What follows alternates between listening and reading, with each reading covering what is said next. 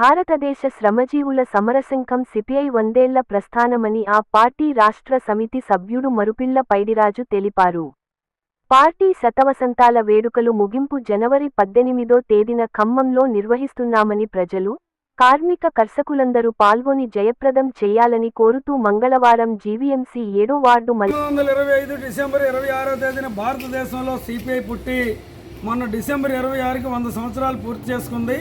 ఈ 100 సంవత్సరాలలో పేద ప్రజల పక్షాన రైతులు, కార్మికులు, శ్రామికుల అభ్యున్నత కోసం అనేక పోరాటాలు చేసింది.